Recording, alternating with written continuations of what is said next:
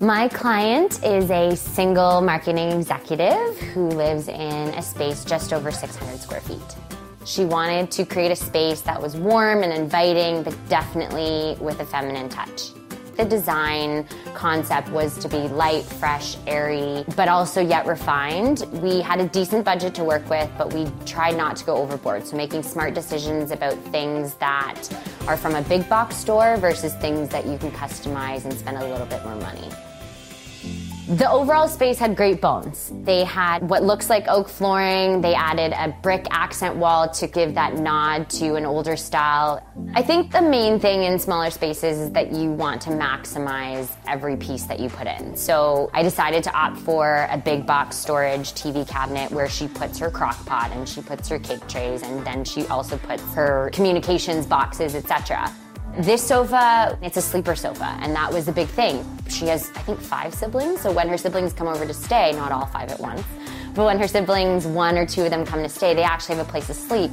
Things that have multi-layers and multi-function are the best use of your space, and also in terms of bang for buck. This was a custom storage ottoman, so all of her bedding is in here. The cost of this ottoman was probably the same cost as this sideboard, which we got from a big box store. But those details are what really make the design and what help people appreciate a space that's so well put together. I wanted to play with the scale of the lighting, so I decided to add sconces, and I decided to actually create a focal point because there's no fireplace. I wanted something to balance the brick, and the way that I did that was to wall mount her TV and to put 3 sconces that can be on a switch or a dimmer. Whether they're plug-ins or hardwired, totally up to you, but they're a great way to add the ambience of table lamps, but be completely tucked away.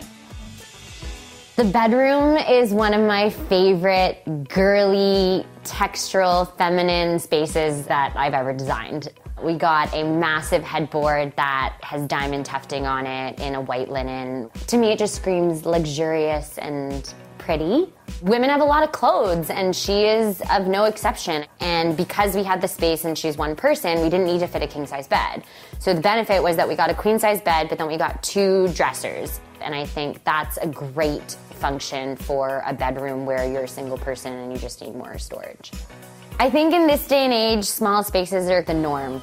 600 doesn't seem that small to me, but because of all the things that we fit in it and that we actually did make it feel like a little nest.